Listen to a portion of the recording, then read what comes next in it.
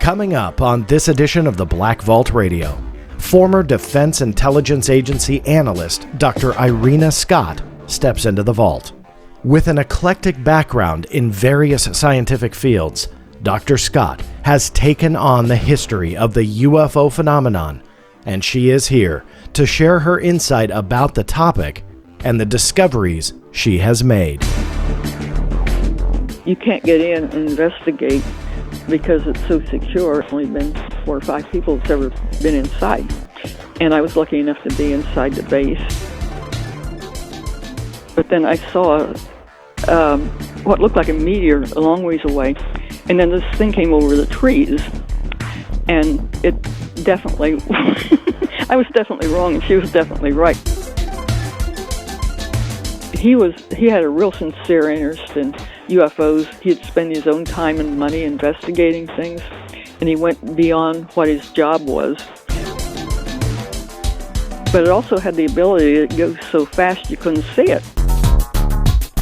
All that and much more. So stay tuned. The Black Vault Radio is about to begin. More than 20 years ago, I began a journey. My quest for the truth.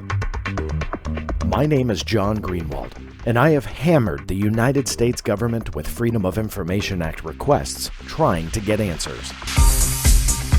I have more than 2 million pages of declassified documents for you to download at theblackvault.com. Now, I attempt to dive even deeper and talk to some of the most brilliant minds on this planet. No government secret is off limits, and no question is off the table. All I aim for is the truth. This is the Black Vault Radio.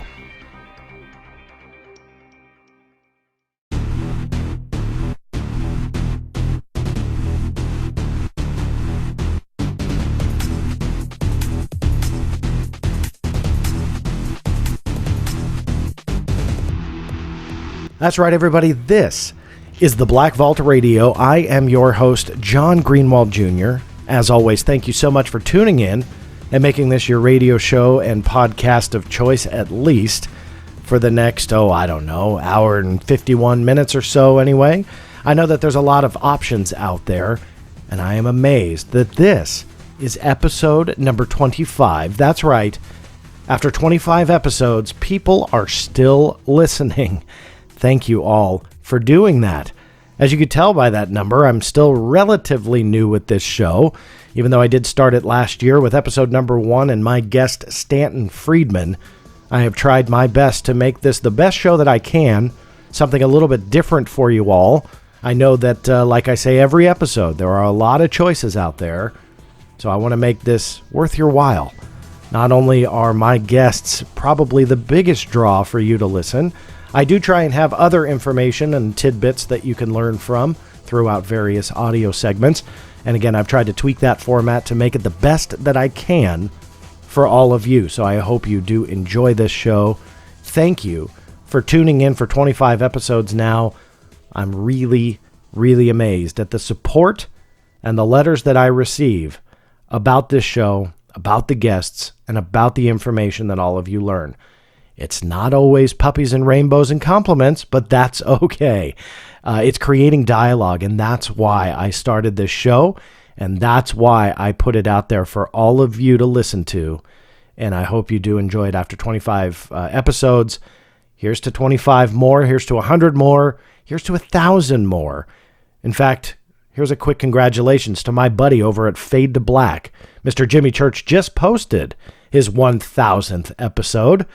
So I've got a long way to go to hit that number, but Jimmy has been a friend for quite some time, so I just wanted to give a quick shout out to Fade to Black and more than now 1,000 episodes that he has put online. So congrats to him. My measly 25th is what you're listening to now. Thank you all for your support on that. It means more to me than I can ever tell you. There's a lot of great guests coming, including on this very episode. Dr. Irena Scott, formerly a Defense Intelligence Agency or DIA analyst, agency we've heard a lot about when it comes to UFOs here in the last year and a half or so. So she will be joining me to talk about her research, and her findings. And she's got an amazing and very eclectic background in multiple scientific fields. So I am excited to have her on. I know she's going to be a great guest.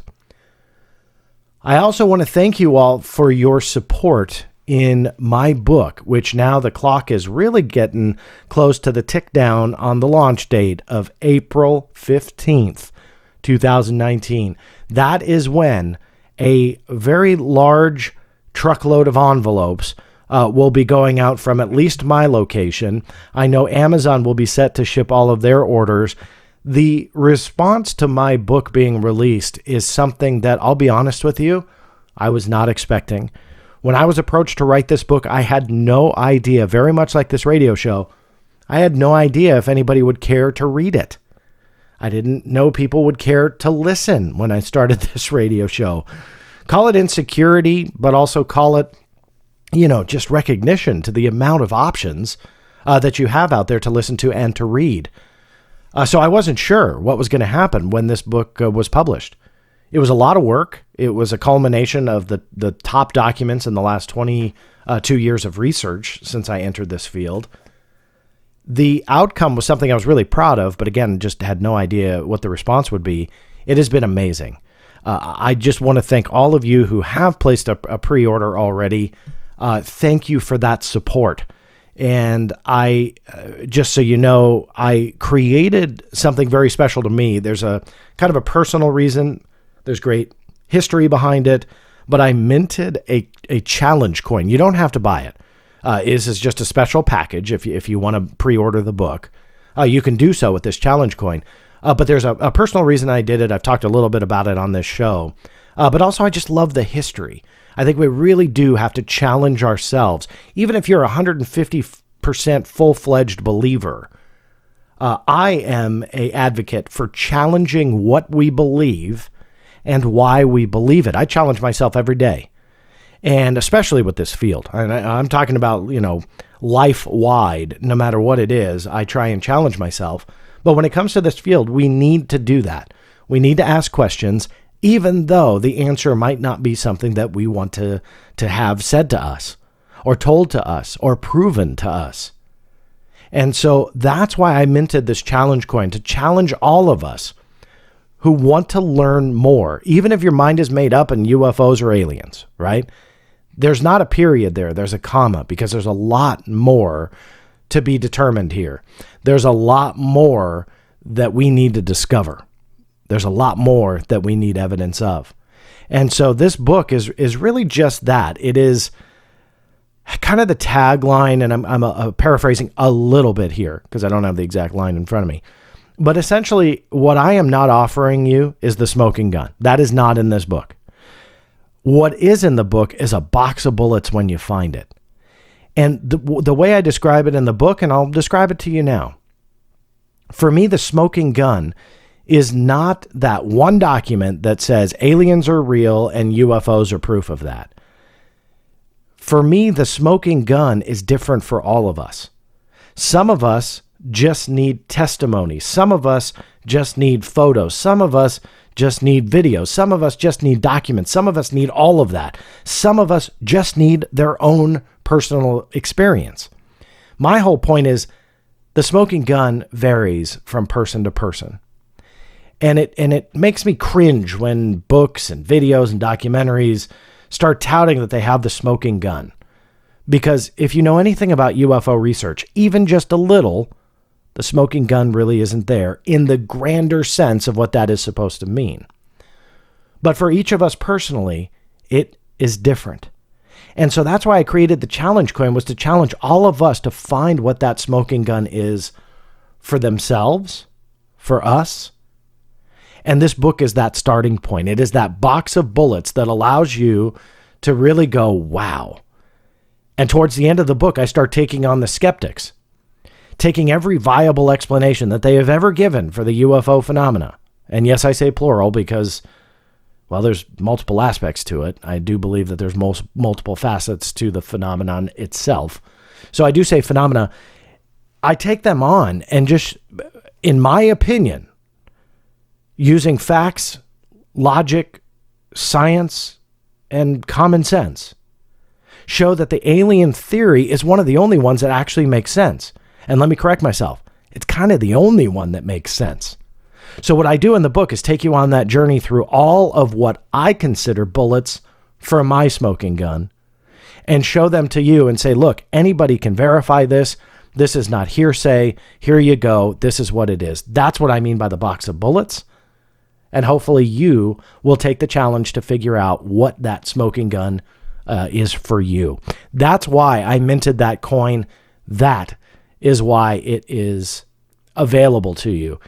Not required. There's only 500 of them. Each of them are laser etched. I designed the coin myself. I had a lot of fun working with the factory who helped me manufacture it. It's all professionally done. I didn't, it's not a 3D printed coin or anything. This is something that was professionally minted, and I got to work with a really cool team of people that took my designs and really executed it awesome. I have the coins actually now. How's that for a tease? But maybe I'll post a picture out there holding one just so you can see it. There are images. You can see the images. In fact, there's a cool picture of the coin. That is a real picture. That's the prototype that we created. But I'll show the finished product with the laser etching on the number. And it's very, very cool. So not to go off on a tangent, but the week prior to that book being released on April 15th, there are a couple really big interviews planned. And the publishing company that I'm working with is just thrilled at your reaction to this book.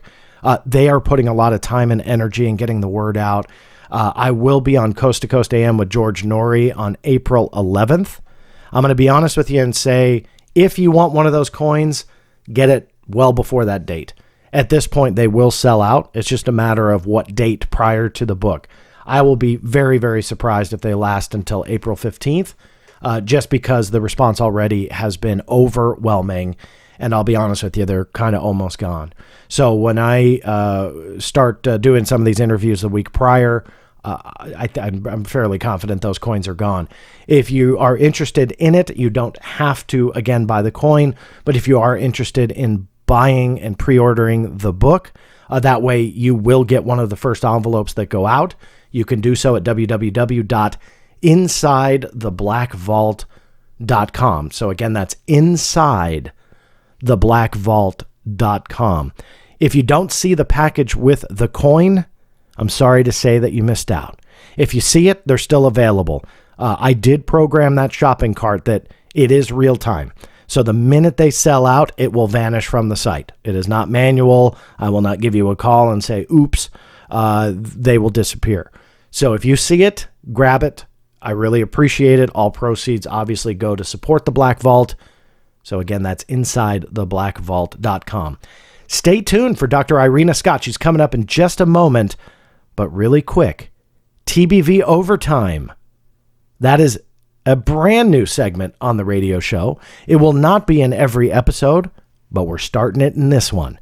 It will replace TBV Unredacted this episode, so you will not have that segment. Don't worry, we'll flip-flop back and forth, and who knows, maybe I'll just do both in the future in the same episode as well. But TBV Overtime, there's a couple more things coming up for you to learn about in that segment. So after the interview, stay tuned for that.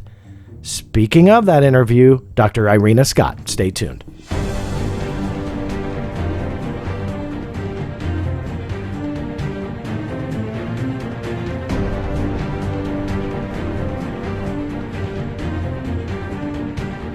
On this episode's TBV Dialogues segment, I welcome Dr. Irena Scott.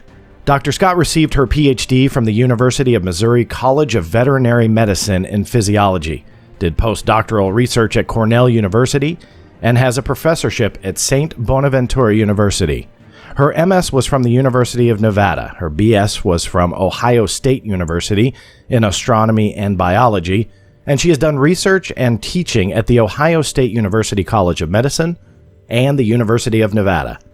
She was employed by the Defense Intelligence Agency, where she worked with satellite photography. She worked within the DIA's Air Order of Battle section, which involved aircraft identification. She was employed in MS-level work as a physical scientist and cartographer in the DMA Aerospace Center using satellite photography. She's worked at the Battelle Memorial Institute, Wright-Patterson Air Force Base, the Ohio State University Radio Observatory, known as Big Ear, and she explores the cosmos as an amateur astronomer. She even worked as a correspondent for Popular Mechanics magazine.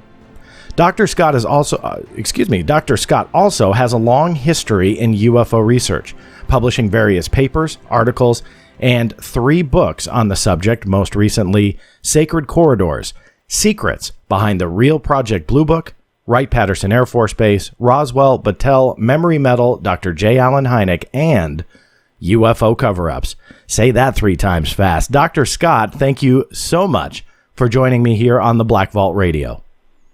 Well, thank you so much for inviting me. I'm glad to be here. Well, I appreciate you taking some time. You have an amazing resume and a long work history behind you.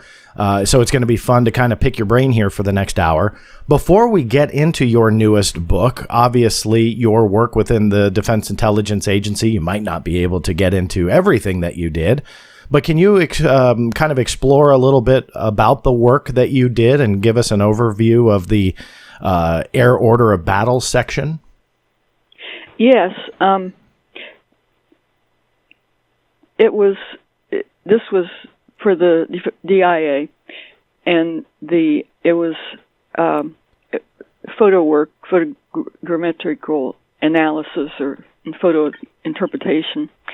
It was the section I was in that I was discussing especially was the Air Order of Battle, and in that over a particular section of the Earth, using satellite photography, we had to identify anything flying or airplanes and that sort of thing on the ground or anything that might fly and that sort of thing.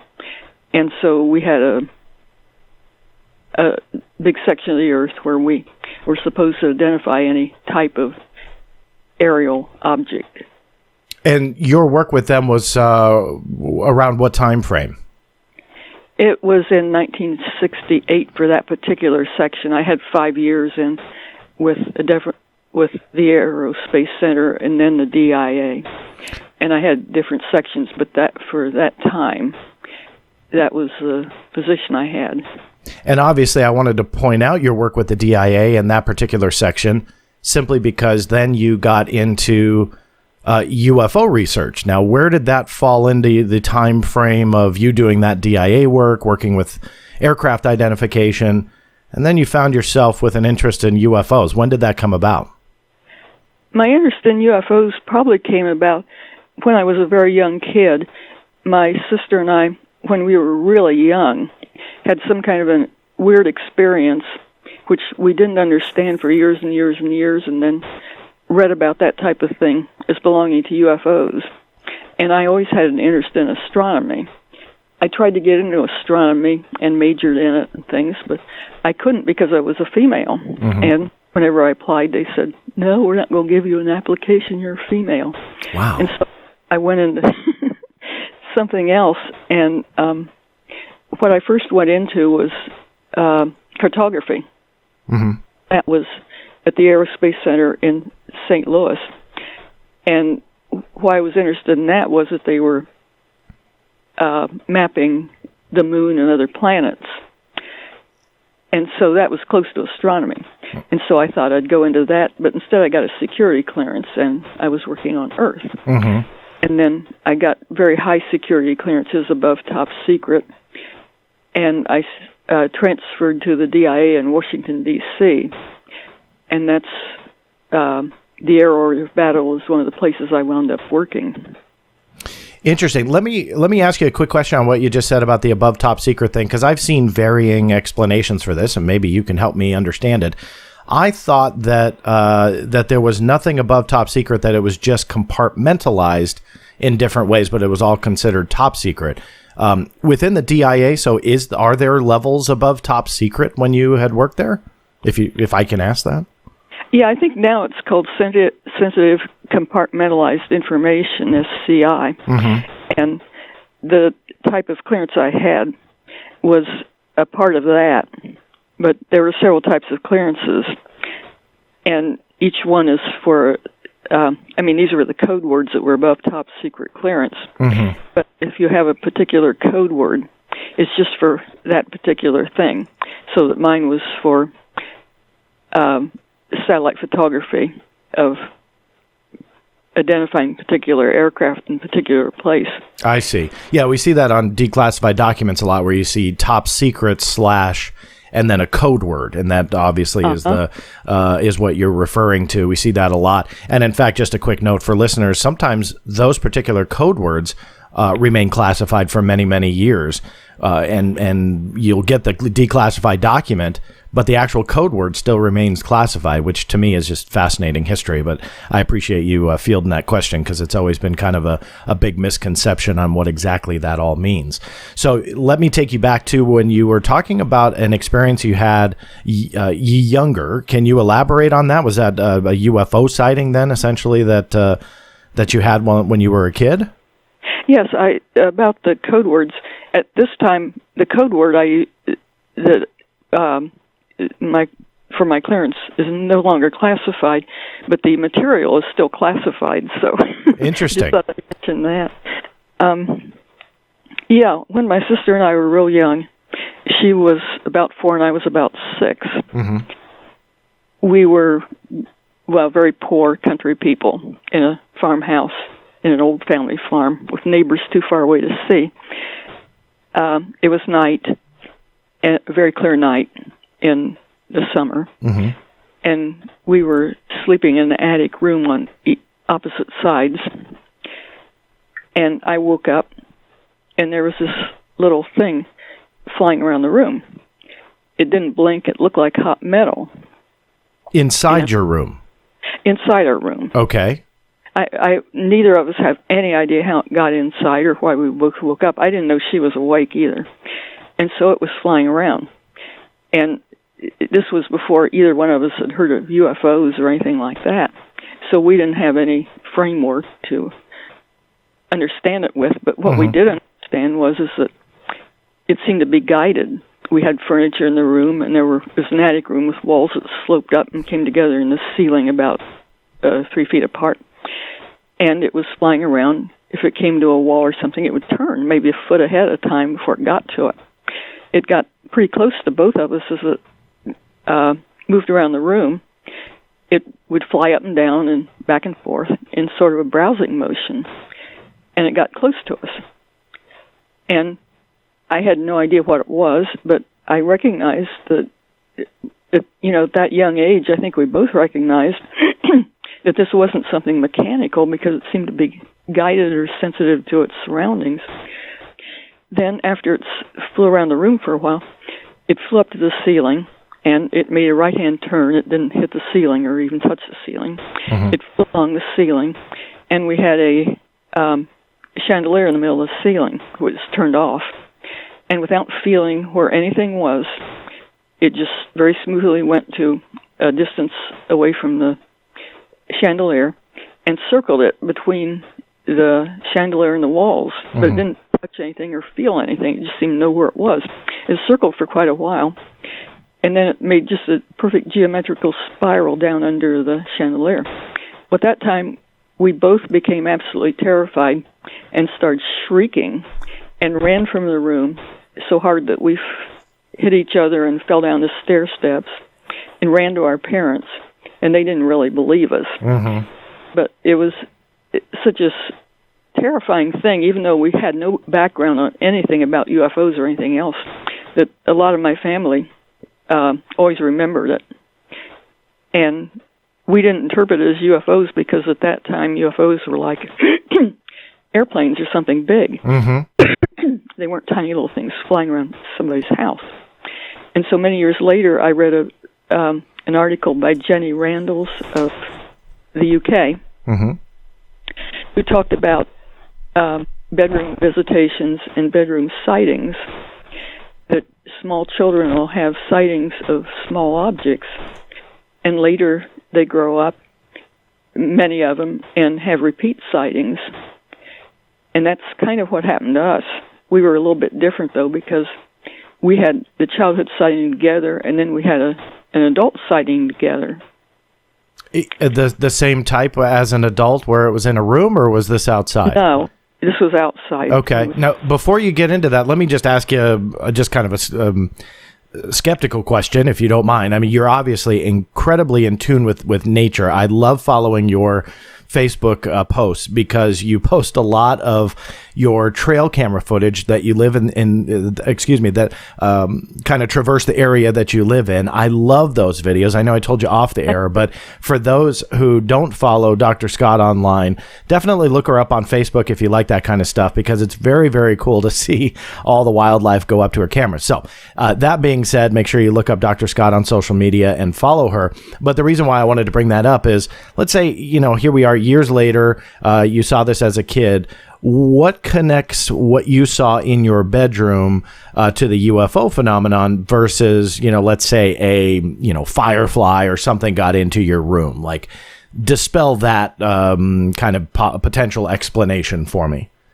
Well, we grew up in the country. Actually, my sister and I are still on the family farm. We left for years but came back, so we're right here where it happened.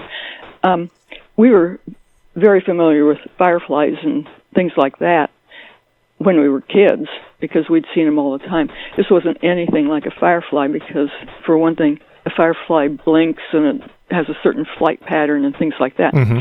Well, this, it didn't blink at all. It looked like hot metal. It didn't even resemble a firefly. Wow.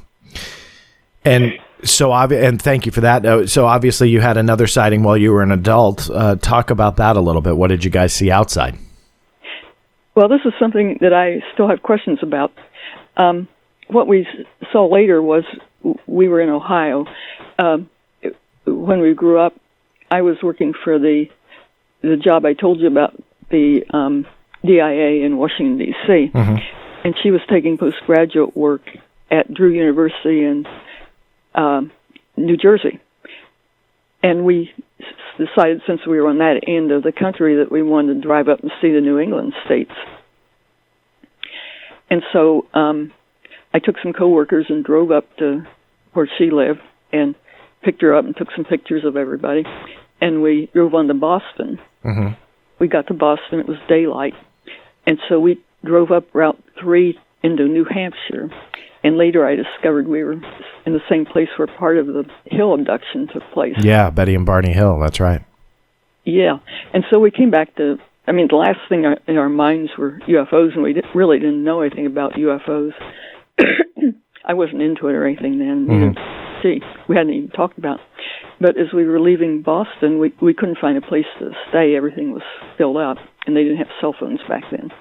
And so it was July 13th, 1968, and we were leaving Boston, and we began to see this funny object south of us that was blinking with mm-hmm. real white light, and there was an airport also that we could see.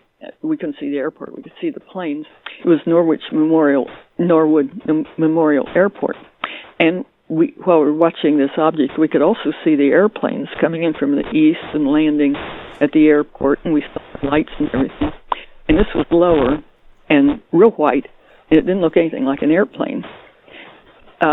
My sister kept saying, "Look at this, isn't this strange?" And I kept, being a scientist, I kept saying, "It's a helicopter, it's blinking its lights off and on." Mm-hmm. And so we were arguing, and at that time both of us admitted to each other that we'd seen UFOs before, which we hadn't really talked about when we were kids. Mm-hmm. And so we continued, and I went on the outer belt and then drove down Route 95, which is the big north-south route on the seacoast.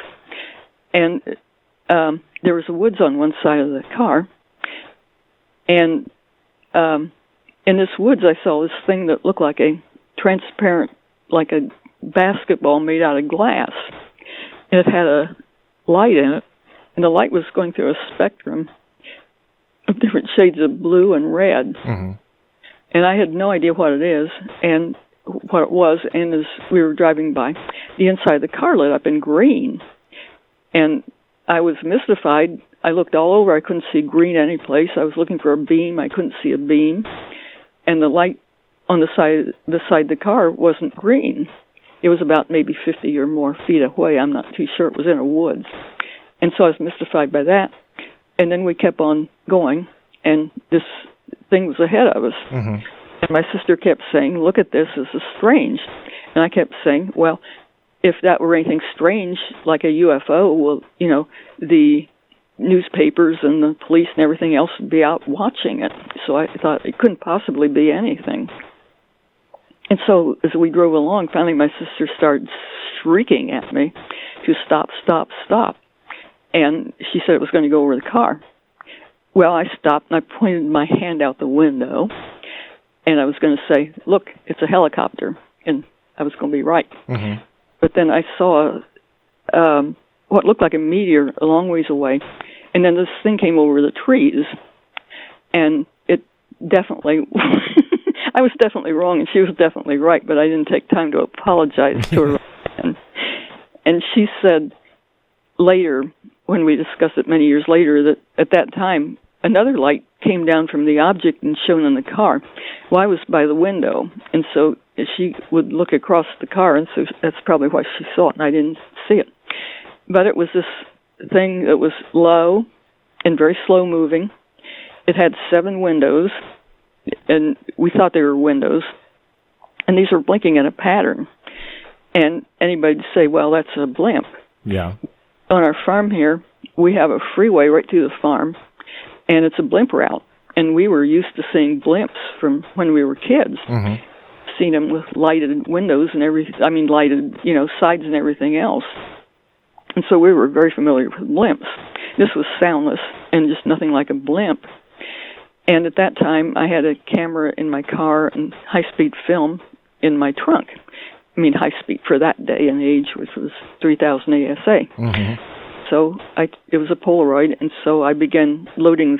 I found them both in the dark and began loading the camera. And if I'd thought even for a second it was something odd, I'd have loaded my camera way back. But I was loading my camera, and the thing was very, very visible, where we could see these things that looked like windows. It looked like we were seeing inside of it, and it looked like the inside was just filled with this real white light, like the walls were glowing. And we kept asking each other, do you see anybody? Do you see a pilot and things? Mm-hmm. At that time, a truck driver, stopped in front of us and came back. And I thought, oh, we're going to have another witness. And I was happy. And so he asked what we were doing. And this thing was pretty close and obvious. And we pointed at it. And he turned around just the opposite direction, just rotated around, looked at the same altitude, turned back, and said he didn't see anything. And then he asked us a second time. And we pointed at it. We didn't say UFO. We acted like it was an airplane. And he just rotated back around, looked in the exact opposite direction, looked at the same altitude, and said, I don't see anything. And then he turned back, looked at me, and pointed to his head like I was insane, Mm-hmm. back to his truck. At that time, I still wanted a picture, and by the time I finished talking to him, the object was farther away. But I still wanted a picture, and I was afraid I might get lens flares, so I ran up a little hill Mm-hmm. and took some pictures very carefully, and came down, and the object was circling the airport. It was the Norwood Memorial Airport, and it was circling in a particular pattern with a particular pattern of blinks. Okay. And that's what I'm hoping, that maybe somebody remembers something circling the airport at some time. You know, it was a long time ago, but you can always fish around. Yeah. And so let me ask you about those photos specifically. You said you snapped a couple. Do you have those? Have you put them online or? Yeah, I just one turned out, and it was really hard to photography because I had to guess on the time exposure. It took a time exposure and things. But one of them turned out, and I was trained in photo interpretation. Yeah. And later I analyzed it, and I could blow it up and do things with it. And I actually published it in a scientific journal, the analysis. And what did your analysis conclude with your expertise, which we've well established is quite extensive, what did you conclude after you did your own analysis on this photo? My analysis was that it had lighting. Obviously, it had lighting in the visible range, but it also had lighting in the range that wasn't visible to the human eye. And I thought with that, this was pretty unusual, but I had pretty good photographic proof. And with that, I speculated that it could create holograms or different things, volumetric displays or things like that, that might explain some parts of ufology. So let me go back to how you explain that, because I'm very humble knowledge about lighting and cameras, film cameras to that respect. When you say that it had different, and I'm going to let you say it again, how did you describe the different lighting within the photo? It was blinking, and it had visible light, of course, because I photographed the blinking pattern that looked like what I was seeing. But there was another light that was different. It wasn't in phase with the blinking pattern, and its intensity or something was different too, because the blinks were just like it was on and off. But the part that I interpreted as being invisible would come on slowly and go off slowly. So It wasn't exactly the same as what we saw. Okay, and so there were multiple lights, and just to kind of juxtapose that with a normal aircraft, because you said an airport was nearby, what stuck out to you about this, both visually and with the photograph analysis, that it was not just a normal plane or helicopter or whatever it might be? Well, we were very close to it, and it was completely soundless the whole time. And this was, for example, when we were close to it, there were airplanes up above, and we could hear the airplanes, but we heard no sounds from it whatsoever. And it also had the ability when we watched it, it was real slow, but it also had the ability to go so fast you couldn't see it. What attracted my sister to start with, I wasn't paying that much attention, but she said it'd be one place and it'd be someplace else. Well, later when it circled the airport, a part of its circling was so fast you couldn't see it, and you just knew it went in a circle. And so it was nothing like an airplane. An airplane just couldn't do anything like that. In your personal opinion, what do you think that you and your sister witnessed that day, and even when you were younger?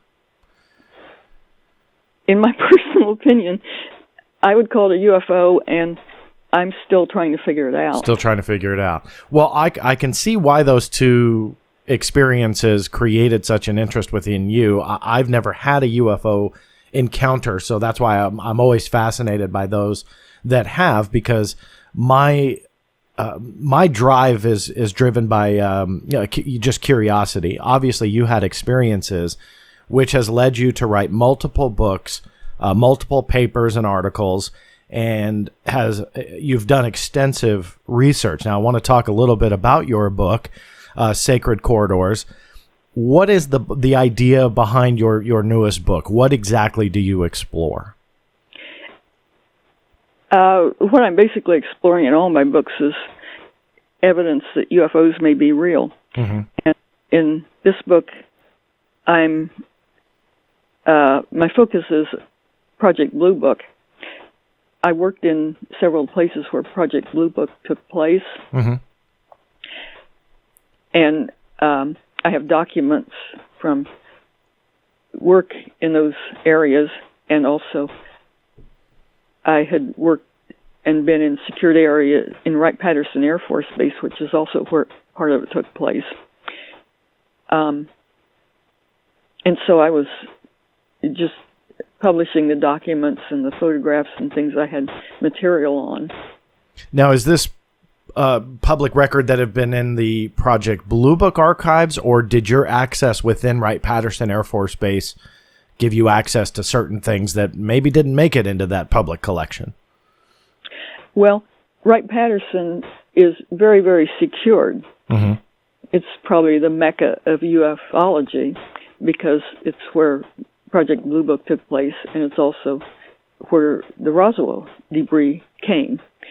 And so it's very important, but you can't get in and investigate because it's so secure, and there's probably only been 4 or 5 people that's ever been inside.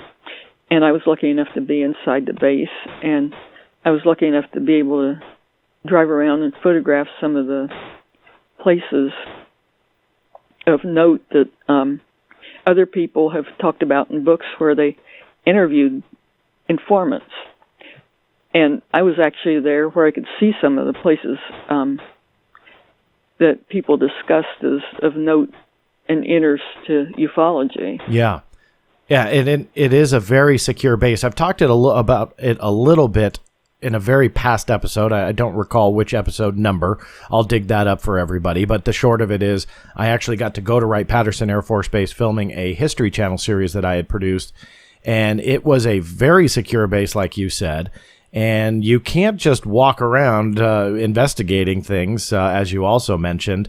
And we were under strict, and I mean this in the true sense of the word, orders not to photograph and film certain buildings and certain places. So I can definitely back you up on that, even though it's slightly obvious, but it is definitely a gigantic base on top of all else. So when you say that you got to see some of the stuff people were talking about, can you go into specifically what you were able to see?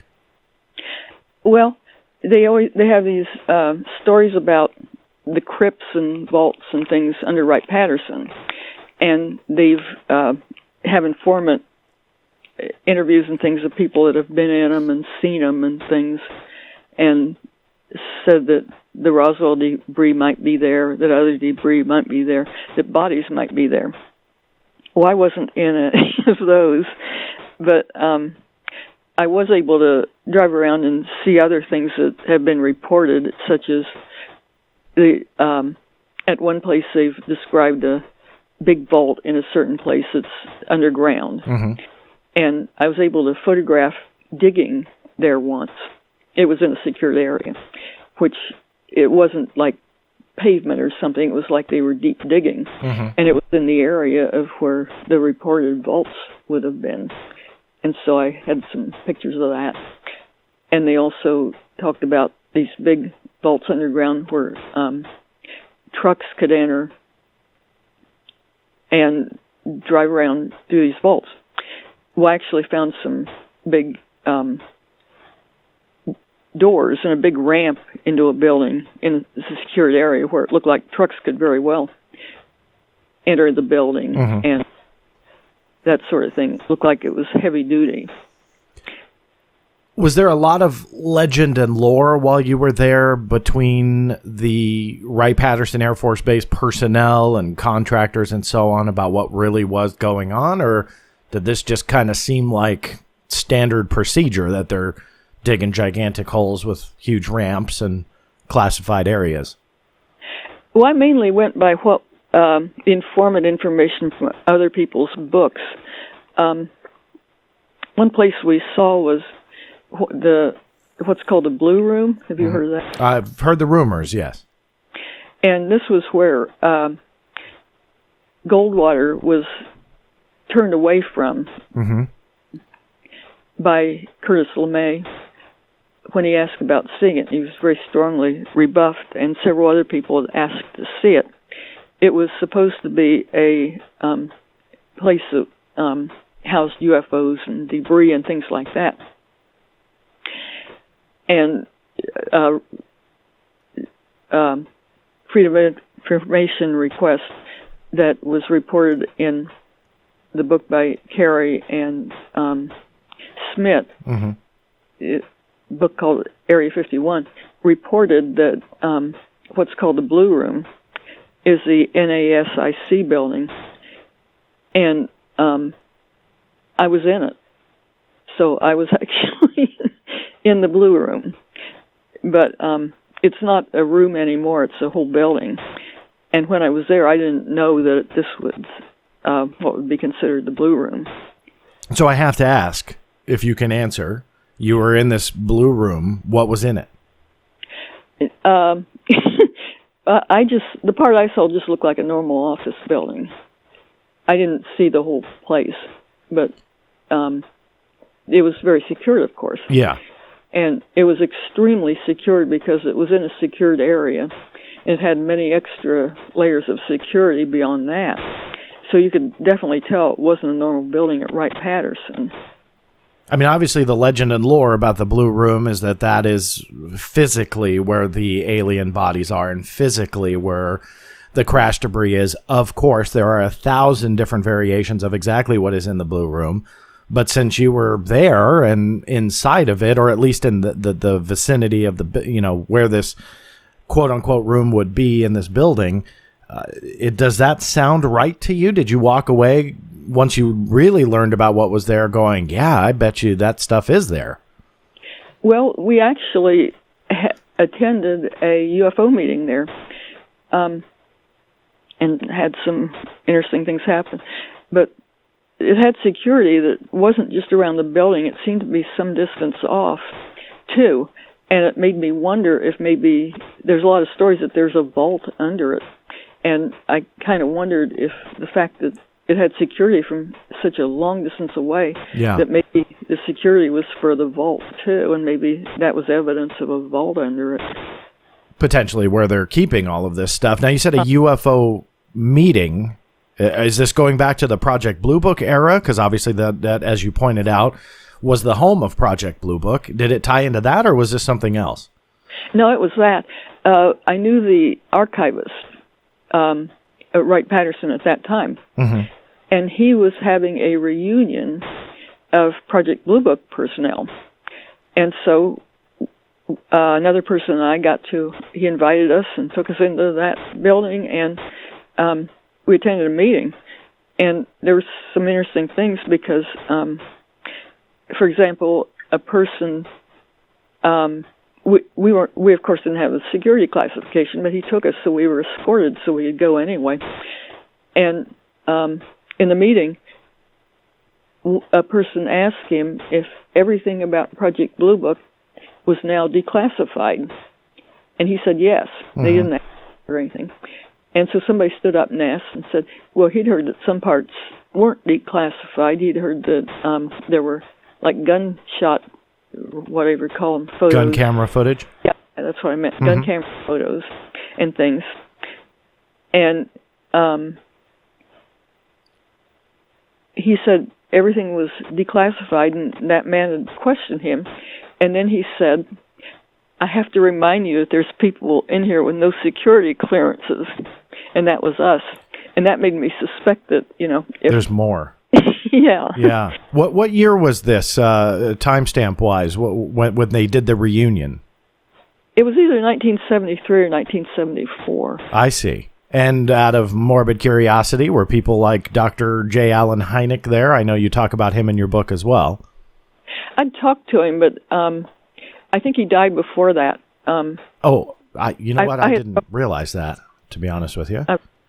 So he obviously wasn't there that you knew of. No.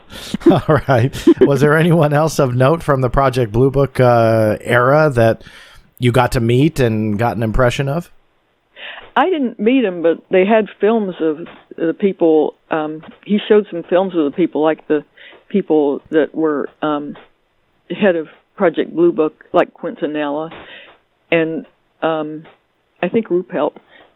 And I forget, Gus Simpson was there. He worked at Battelle, and people thought he was connected. And I can't remember who else. Okay. I put it in my book. No, I got you. Well, I looked it up because I was curious myself. I thought that might have been a little bit early. So Dr. J. Allen Hynek actually died in 1986. Yeah. So a little bit after that. But he definitely wasn't there. He didn't get to chat with him, and he didn't get invited to the reunion, possibly? No, he was dead, so he didn't get invited. But I had talked to him when he was alive before. No, and I'm sorry, you said this was around 1973? The reunion? There about, I don't remember when the reunion was there. I was there in 1993 or 94. I forget which year. Oh, okay. I'm sorry. I misunderstood you. So then, then he would have been dead by then. I thought you said that it was about 73 the reunion was. No, the reunion was then. Oh, okay. I gotcha. When you talk to J. Allen Hynek, obviously Dr. Hynek is very much a buzzword, not only in the field of ufology and has been for many, many years, but as you and I talk, the History Channel right now is doing a Project Blue Book series, which highlights the work of Dr. J. Allen Hynek. Now, on this very show, we had the creator on, and I got to pick the brain of David O'Leary, who created the Project Blue Book series, why Dr. J. Allen Hynek was important to him. But now on the show, I've got Dr. Irena Scott, who met Dr. J. Allen Hynek. So if I can ask you, what was your impression of the legend, Dr. J. Allen Hynek? Well, I published a number of his handwritten letters in my book, and I think they tell more about him than his scientific writings. Mm-hmm. And I had a very good impression of him. A lot of people said he was kind of like a peacock, and he wanted to show off and get his name in TV and things like that. Mm-hmm. But he had a real sincere interest in UFOs. He'd spend his own time and money investigating things, and he went beyond what his job was to try to find out things. This was, his personal letters. It wasn't, on display or anything. Mm-hmm. And he was a very interested person and very scientific about everything he did. And he wasn't always that way. Just for those listening who aren't aware, Dr. J. Allen Hynek, the quick synopsis is he went into Project Sign, Grudge, and Blue Book as this very much a skeptic / debunker. He would get these UFO reports and essentially explain almost all of them, but as time went on, he was a scientist. He looked at the evidence, and he felt the evidence was overwhelming enough to really turn his thoughts on everything to where he then thought it deserved a much closer look and a much more scientific scrutiny. Now, Dr. Scott, let me ask you, after you met him and your time at Wright-Patterson Air Force Base and seeing the buildings that not many people get to see and speaking to people that maybe not many people got to speak with, did you feel, or do you feel today, that Project Blue Book was truly an investigation and they were trying to get to the truth? Or do you feel that it was just a debunking campaign and the UFO phenomenon is absolutely real? I think there were two parts of it. One is the part that's covered on the History Channel, mm-hmm. and that's the part where they went out investigating. And like Dr. Hynek was originally hired to be a debunker, and so if somebody had a UFO report, they just rolled him out, and he said, "Oh, this is the moon, or you mistook Venus, or something like that." I mean, after he approached it in a scientific way, though, and he changed his mind before long on that subject. But there was another part to it that was classified that not even Dr. Hynek knew about for a while.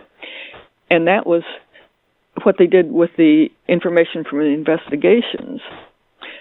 And they did this investigation, like it showed you go out and talk to people and that sort of thing.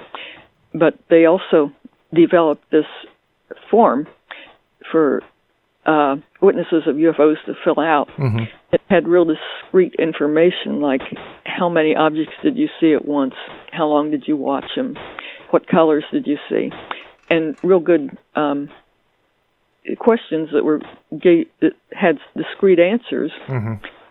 So they had a study at Battelle, which is where I used to work too, that was classified, and this was a computer analysis of that information, and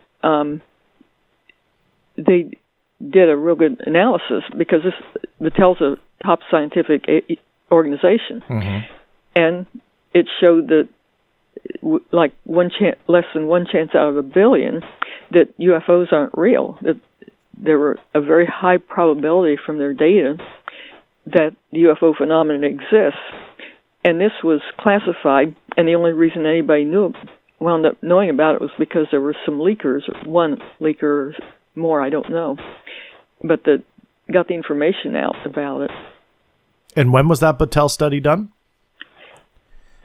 It was done around 1952 and 3. Mm-hmm. They didn't publish it right when they finished it, but around then. And there were quite a few studies throughout the Project Blue Book era, one of which was Special Report number 14. That is really kind of the more popular of the Project Blue Book special reports.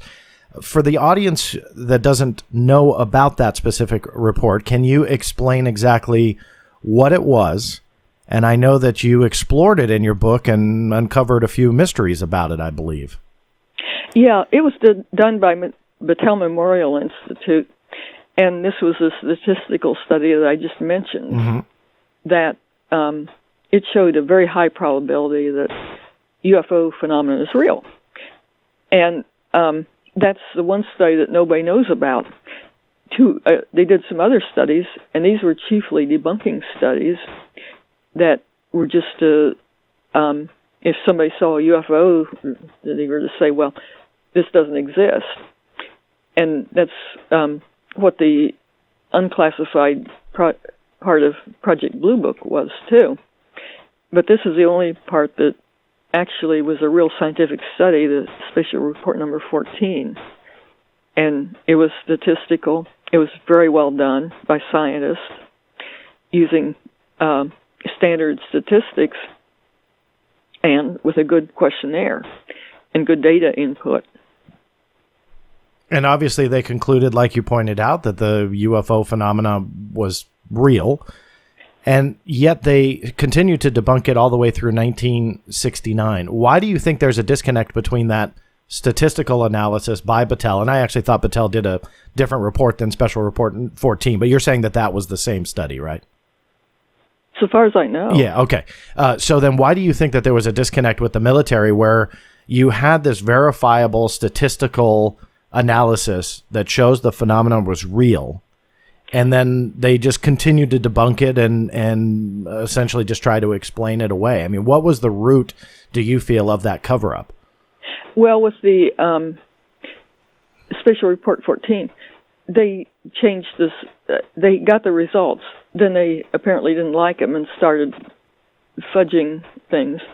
And the conclusions didn't agree with the results very well, because the conclusions were that there was nothing to it, although that's not the original results they got. And so they massaged the conclusions. Yeah. But then they also were debunking it by other studies, and another study was the Robertson panel, and they set this up before they even had the data, and had these big shots that were very famous in other fields analyze, just spend not very much time analyzing UFOs and saying, well, there's nothing to it. And then they had the Condon report in 1969 or so, which also said there's nothing to it. And these were both, there was a whole lot wrong with both of these studies, because their data didn't support their conclusions. I think I'm sorry, go ahead. No, go ahead. I was just going to say, I think we see that an awful lot when it comes to the government, not only with UFOs, but quite a few things where the data just doesn't support the conclusions. I've always been intrigued by the Robertson panel, because obviously that's when the CIA got involved. The CIA convened this panel, and one of their conclusions was the actual threat was the people themselves. And I've always been fascinated by that, just simply because I think that is when the true cover-up began. In the sense that they said, okay, look, it essentially doesn't matter that the UFO phenomena is there, it's real, and so on. It's the people, it's the you and I of the world that can overwhelm the system and create a problem by simply asking questions, and they needed to dispel the myth. And that's where I think that they really made the turn of saying, hey, don't investigate these sightings in these cases, just simply explain them. So I think that's, for me, on a personal note, I've always been fascinated that I think that is where the true cover-up began, around the 1952-53 era, after the CIA got involved and they said, hey, you guys need to make sure that the public thinks that this whole thing is bunk. So yeah, and they didn't have the data when the Robertson panel concluded that. They also said no threat to national security. Well, if they don't know what the UFOs are, how can they say there's no threat to national security? That never made any sense to me. But it was like they were saying they don't exist. Yeah. It's not what they said. No, and that to me is the same. I think from a scientific standpoint, there's no way that anybody can really fight and say, well, Project Blue Book was a scientific study. No, it wasn't. They were drawing conclusions well before, like you said, that they had the data. and yet they just, dismissed it away anyway. What's really interesting too, Dr. Scott, I don't know if the personal writings that you got of Dr. Hynek, and I want to ask you about this, but on this show I've talked a little bit about the discovery by investigator Rob Mercer, who got Project Blue Book documents literally in someone's garage, and the backstory was fascinating. I won't go into it fully because I've covered it a little bit on this show before, but the rough nutshell for those who didn't hear it is that this investigator discovered on Craigslist a listing for UFO documents from Project Blue Book, tracked it down, and ultimately was able to find Lieutenant Carmen Morano, who was one of the Project Blue Book personnel who took these documents. They were unclassified. He didn't steal them. They were going into the trash, took them home, and kept them essentially as souvenirs. And in those were personal papers from Dr. J. Allen Hynek to the head of Project Blue Book at the time, either Quintanilla or Quintanilla, however you want to pronounce it. And Dr. Hynek was essentially saying that he felt that a lot of the cases that they had labeled as solved should actually be revisited, reopened, because he didn't agree with the conclusions. Now, I was always interested in those documents more than all others out of the find from Rob Mercer, simply because it really showed that, I think indirectly, Dr. Hynek was saying, hey, look, we labeled these things as planet Venus, swamp gas, or whatever, but we know that that was false. So the scientific evidence is there. Let's revisit it.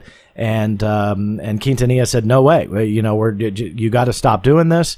No. And he was even really strongly worded in a response to Dr. Hynek, saying, stop talking about your work within the Air Force, because he started in the late 60s talking to UFO groups. Now that I set that up for the listeners who didn't hear that, hear about that before, Dr. Scott, can I ask you, in the personal papers that you've seen from Dr. Hynek, what can you glean from how he really felt, other than the phenomena was real? I know you've already mentioned that a little bit. But did he speak about Project Blue Book and the bad scientific effort that it was underway? I mean, what was the tone of those papers? I talked to Bob Mercer, too. Mm-hmm. And it was very nice that he got those. He was sincere. He talked about investigating things, and he actually went, unlike Project Blue Book, he went and got the documents, and he went himself and talked to people and things like that. And he sincerely thought and was happy when he got good data. Mm-hmm.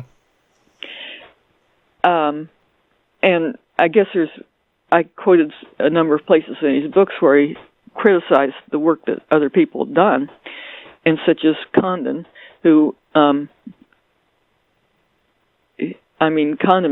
came to the conclusion there was nothing to it, and they couldn't even explain a third of their data, mm-hmm. which is about as unscientific as you can get. Yeah, and yet they solved it all, quote unquote. Yeah. And so he strongly disagreed with a lot of that. And Quintanilla, I had a really bad impression of him, because he would, like if somebody said, I saw this or that, he would change what they said they saw and say, come out with some far-fetched, prosaic thing that didn't even match what they were talking about. That always amazed me, that some of what they had in these records and the explanations, I don't think at this time they ever thought that the Freedom of Information Act would ever even exist, because at this time it was not signed into law, at least, I think it was 66 when it was actually enacted. So even though that was in the Blue Book era, but prior to that, they really had no idea that one day people were going to be able to see these documents and uncover what they tried to label some of these UFO records as. Now, as we approach the end, I want to ask you something that's in the subtext of your book. I know that you talk about the memory metal. We haven't really talked about that in this interview at all. I do want to ask you, what did you explore when it comes to memory metal in your book?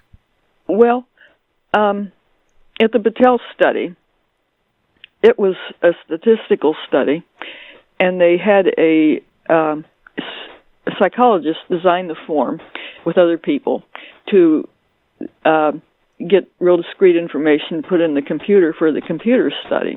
So they had psychologists and people like that. They also had statisticians.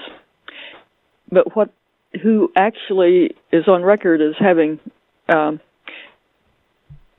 associated with a study are metallurgists, and this didn't really gel with the information on how they did the study.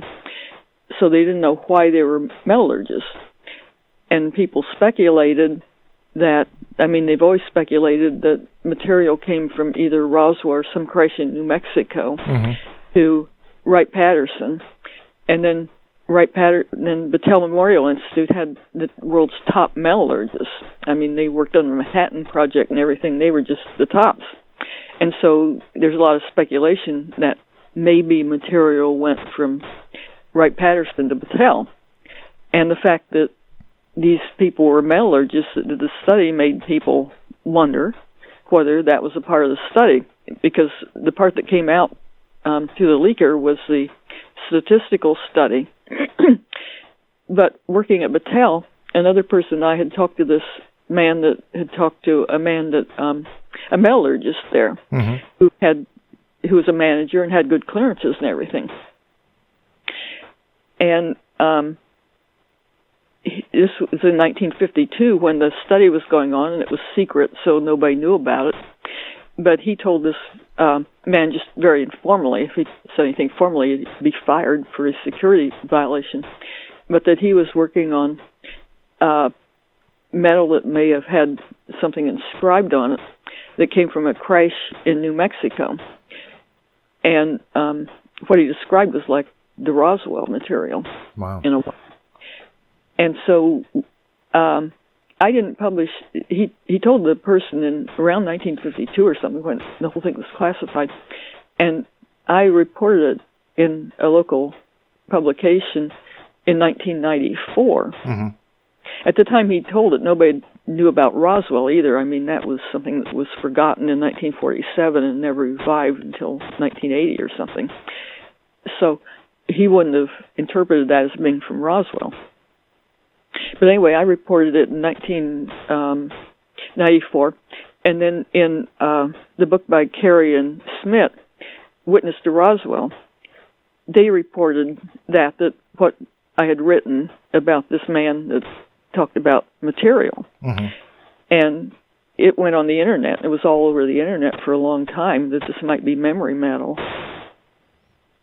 Out of everything that you've seen, as we approach the end here, you've experienced some things, you've seen a lot, you've been able to go into places that people rarely get to go into, and obviously you've done a lot of research.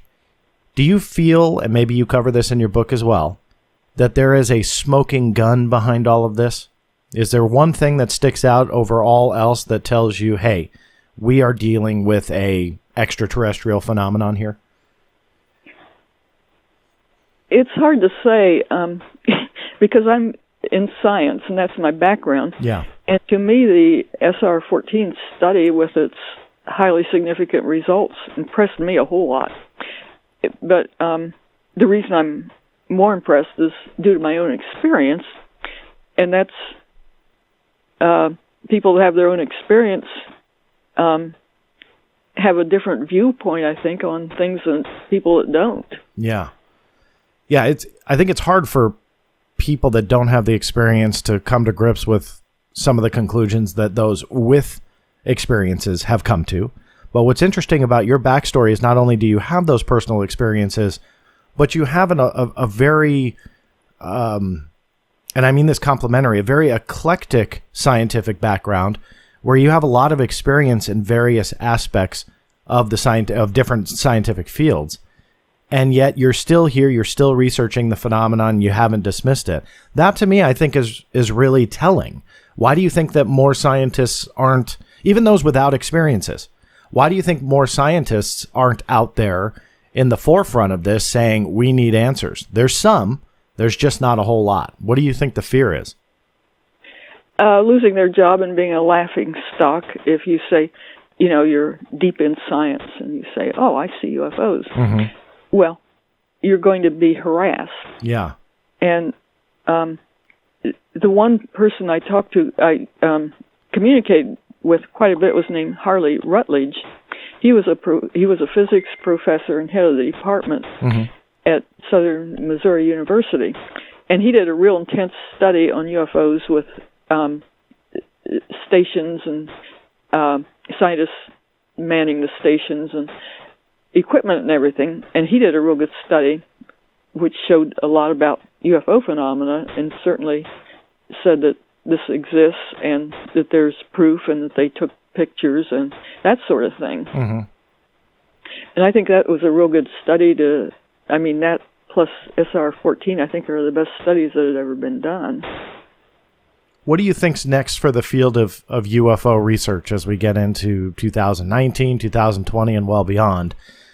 The UFO community has been tackling this issue for quite some time. What do you think is next? Is disclosure on the horizon? Do the people need to focus more? What do you think is around the corner for the UFO field of research?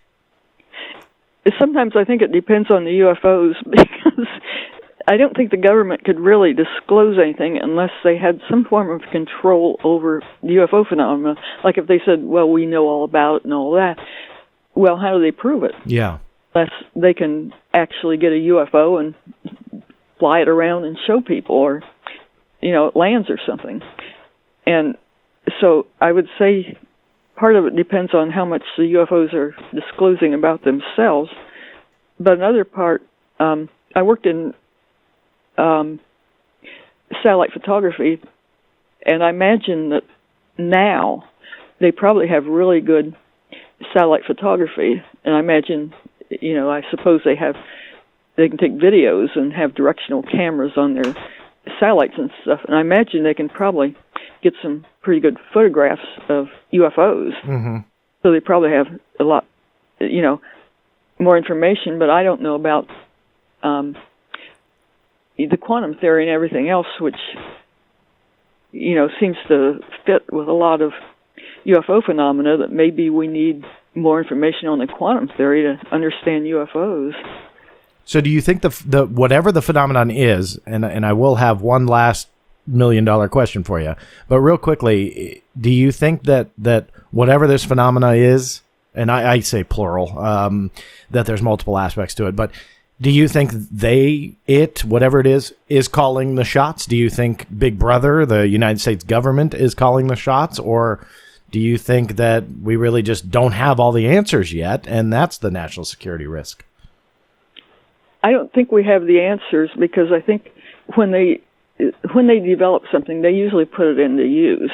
And there's no weaponized something like UFOs that I've detected. So I would have some doubts that they have anything very advanced, where they can reproduce a real UFO with all the characteristics of a UFO. Yeah. From a scientific standpoint, to me, that always seemed like an impossibility. It's like giving an ant a car and saying reverse engineer it. I mean, in all honesty, I really honestly think the intelligence gap between us and an ant is actually closer than it would be to an extraterrestrial civilization with a 500,000 year head start in us. But hey, that's just me. So here's 4 billion year, you might say, too. And so here's that $1 million question I was talking about. Out of everything that you have seen, do you feel with definity that this, as a scientist, is an extraterrestrial connected phenomena, or are you still not sure yourself? I would say that it's more complicated than that. The latest quantum theory, it's not the latest, it's old, but like the entangled particle experiments show that you can have two particles, one on one end of the universe and one on the other end of the universe, which is a long ways away, and they respond to they seem to know what each other's doing, their state. And that would suggest to me that our view of time and space lacks a whole lot, and that we're just very primitive, and that so far as thinking these are from outer space or something, we don't even know what space is and what time is, actually. So I don't know if we should conclude that or not, or just say it's some kind of force that is beyond our understanding right now. Beyond our understanding is an understatement. I think there are a lot of unanswered questions, and that's a fascinating realm of scientific research and definitely paves the way for a second part 2 episode with you, Dr. Scott. I hope you come back. With that being said, everybody who is listening, I highly recommend checking Dr. Scott out on the internet, www.irenascott.com. You can see all 3 of her books. Order them directly from that website.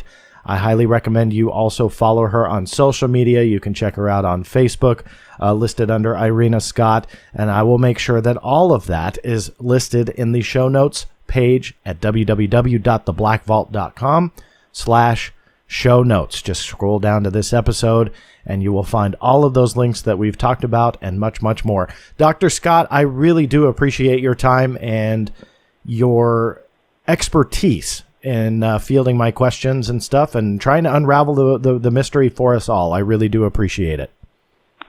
Well, I'm sure glad to be here, and thank you for your intelligent questions and your knowledge and everything you're doing for UFOs. Well, I appreciate that, and you are definitely welcome back anytime. Well, thank you. Although that concludes my interview with Dr. Irena Scott, don't go away. TBV Overtime, a new segment on the Black Vault Radio, is on the way.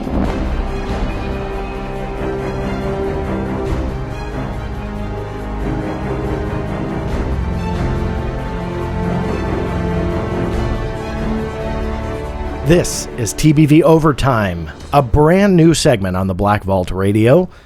This episode will not have a TBV Unredacted. If this is your first time listening, TBV Unredacted is a segment in nearly every episode wherein I profile a document from somewhere in the vault.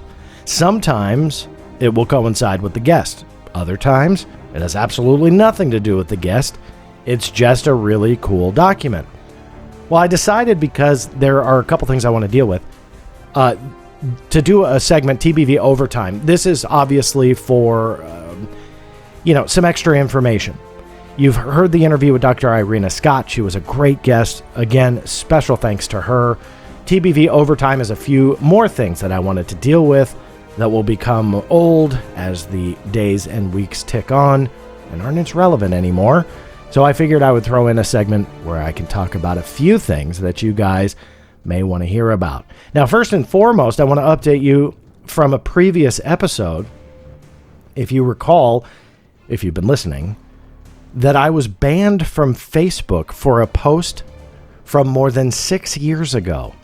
It started with a warning from a post more than 6 years ago that was me speaking out against wild conspiracy theories like false flag operations. I mean no offense to anybody out there who's listening who thinks Sandy Hook didn't happen, but you're crazy if you think that, because it did happen. It was a tragedy. People died, and parents, mothers and fathers, lost their sons and daughters. It's a horrible story. It is not a conspiracy. It's not a false flag. It really happened.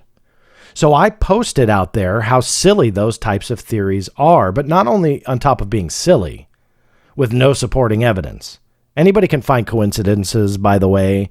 So if you want to write in and say, well, what about this or what about that?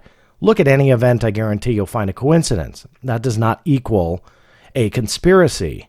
And so I posted more than 6 years ago that I just didn't buy into it. The Black Vault really goes into government secrets that have evidence, or at least a little shred of something to support it. I'll go after government documents on it. If I don't find anything, I'll report it as such. I'll let you decide. Now, my connection to a lot of this was I actually received under the Freedom of Information Act a document that later got me banned 6 years after I posted it. Well, this first post that I'm referencing here, then I'll get into that document, was the warning. And I said that those false flag accusations and crisis actors and parents that were faking tears and this and that, they were not just silly, they were damaging. That was what I was really talking about over 6 years ago. And I was trying to reach the community of those that were following the Black Vault and just say, look, I research government secrets, not necessarily for a living, because I don't make any money off of it, but for a living. I mean, that's been the majority of my life has been looking into accusations of government secrets and allegations of conspiracy. And, you pick the government secret and, I've probably gone after something on it. Well, I gave the whole Sandy Hook crisis actor false flag thing a chance for like 8 seconds when I realized that there was just nothing there. It's just silly. There's not a whole lot of evidence. And you watch, I'll get hate mail because I said that, but whatever. So I posted it on Facebook. I got a warning a couple weeks ago, well over 6 years after the fact. I didn't think much of it. I thought it was a mistake. I let it go. Next time, within days, I get banned. This time for a day. Wasn't just a warning.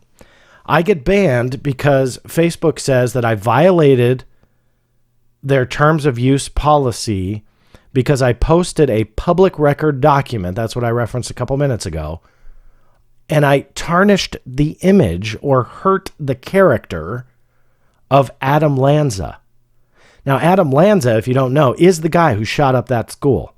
He's a psychopath that walked in there with guns blazing, shot up women and children and men, women, and children when it came to the school kids along with their teachers. He's the psychopath that did it.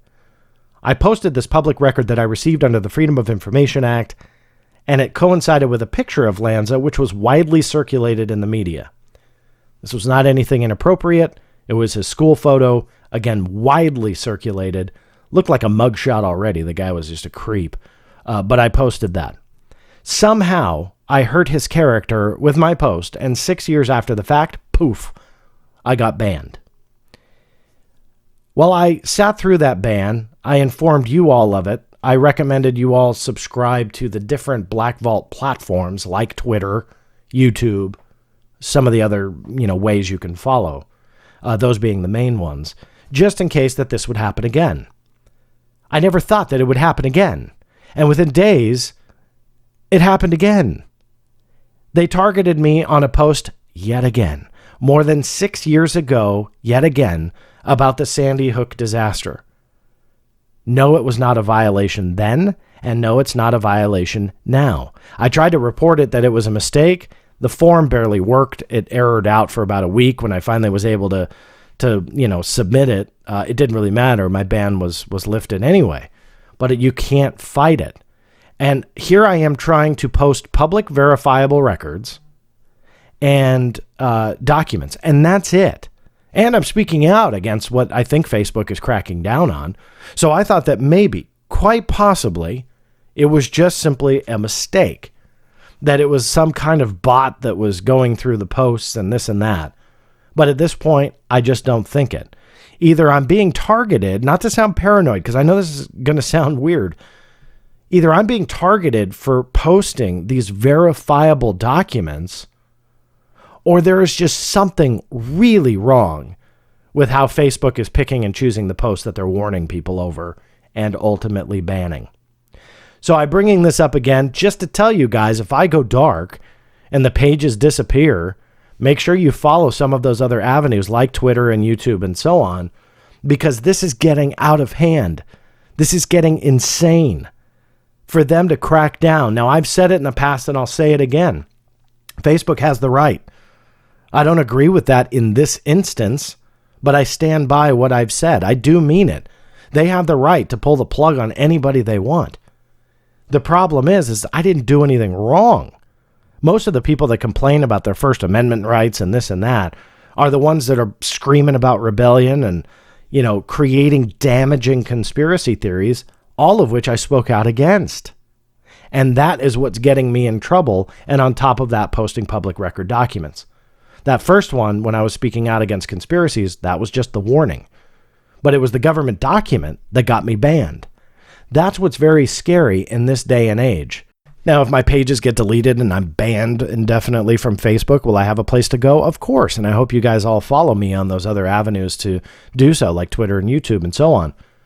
But this is just getting scary. And I wanted to point it out because I feel like this society is getting scared of the truth.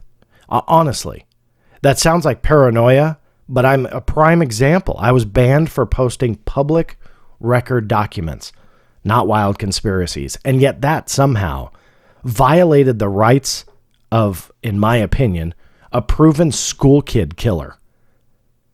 And that is what I got in trouble for. I hope that sinks into a lot that are out there thinking that this isn't becoming a problem, because it is. The truth is so scary to some people, they just don't want to see it. They just don't want to ask questions. They want to believe what they want to believe and move on. That leads me to the next thing I'm going to talk about on TBV Overtime, because I think that in regards to UFO research, now obviously I talked about some conspiracy stuff. In regards to UFO research, there is a lot of stuff that's going on that is not healthy. It's not good for where we are or where we should be with UFO research. Now, for more than a year now, I've assembled a small team of investigators to help me look into UFO reports that have come into the Black Vault. I received so many, I can't research that particular load myself. So I assembled this team in what I call TBV investigations. And the people involved in this group are incredible. I'm really proud at the progress that we have all made working together, and we've created a uniform protocol for investigating UFOs. And we use common sense, logic, science, reality, and in my opinion, just the right dose of skepticism. Now, during the course of this project, which is obviously still a work in progress, we've encountered cases that we could solve. We've encountered outright hoaxes. We've encountered cases that do not necessarily have enough evidence to put any identity on it. And we have some, not a lot, but some that ultimately make us scratch our heads. But this particular case that I'm about to mention, it got us pretty darn discouraged. And I think it's a conversation that many in the UFO community, it's a conversation we need to have. A team member that's part of TBV Investigations is a retired California highway patrolman. His name is Jim Kerr. He is an absolute invaluable member of TBV Investigations. Not only is he a friend of mine, but to have somebody with his background in investigation is crucial to understanding this and really making the team that much better. Now, while doing research on a case, he had stumbled across a MUFON case that he felt looked awfully familiar. It was a quote-unquote UFO in Kansas, and it was being touted by MUFON as a genuine photograph after it was analyzed, and the case was closed with the determination that it was a bona fide unknown. Now, that sounds pretty cool, right? I mean, that's what we all want. We want the unknown cases after careful scientific scrutiny. The problem was, Jim Kerr was the photographer, and he took that photograph in California. And in fact, it wasn't even a photograph. It was a still frame from a video. It was stolen, photoshopped into another image altogether, and it was submitted as real by an unknown party. Now, although that is going to happen, and it's not a surprise to any of us, what's frustrating for us all is that the case was scrutinized by someone, the photo was determined as real, and the case was closed, being labeled as unidentified. Now, this is happening beyond case analyses, and it's bled over into what I call blind belief. It's plaguing this field. I've mentioned on my radio show before, and I'll say it again, I call it the I want to believe syndrome.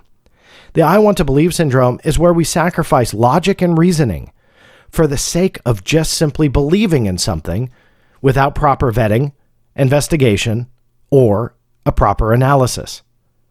We need to all work together and carefully scrutinize cases like this and claims made by others. This is what my team within TBV Investigations is doing, and I truly hope that their hard work motivates others to really try hard to figure out what cases we can solve and which ones we can't. Now, let me be really clear. I'm in no way trying to pick on MUFON or any other organization or anyone in particular with bringing all of this up. However, this has become a growing issue where we forget basic investigative techniques along with sacrificing our common sense, all in exchange to just simply have a UFO case or a UFO claim that we can post on our social network pages and we just believe it. However, I feel the growing issue needs to be pointed out. There are many things that we can do to determine if a photograph is real or not, or if a claim should be questioned, or if a video needs more analysis. This particular case was a clear fake. It was stolen, no less, and it was published as the opposite and highlighted to thousands or tens of thousands or even hundreds of thousands as a genuine UFO. All of that hurts this field that many of us have worked so hard to get taken seriously. That type of carelessness and blind belief in a photograph or somebody's testimony or somebody's claim or somebody's whistleblowing is getting us in trouble. We need to not be afraid to ask important questions. We may or may not like the answer we get, but we may also figure out it's just an easy answer. But we never will figure out which is which until we ask the question in the first place. That's what TBV Investigations is all about. I hope that creates some dialogue out there for you. I've seen some amazing comments thus far on multiple groups that this story was posted on. Feel free to chime in. You can also go ahead and email me at contact@theblackvault.com. Sound off on whatever you want and you hear on these shows, because maybe a new segment on this podcast should be a mailbag segment. In the very beginning, I did it, but not quite in that way. It was for people to send in questions for upcoming guests. Well, maybe now it's time to do the TBV mailbag, but in a different way. It allows you all to sound off, disagree with me, throw mud my way, do whatever you want. If you agree, that's cool too. But it creates dialogue, and that's what the show is all about. And this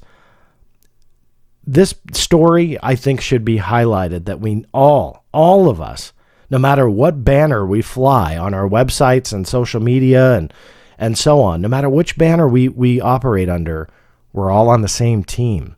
And I think there's a growing number of people that don't realize that, and they rather sling mud, but that's their only contribution. I'm an advocate for, if you want to sling mud, sling it, but back it up. Because that's what this field needs, is evidence and good old-fashioned conversation. Sadly, those are two elements that many people don't even know the definition of. What percentage of the field? I have no idea. I'm sure you all listening probably know exactly what those definitions are. But let's help each other.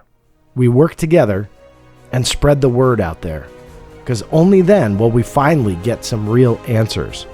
Until then, let's just keep asking the questions. Again, thanks to Dr. Irena Scott for joining me earlier, and thank you all for listening. This is John Greenewald Jr. signing off. We'll see you next time.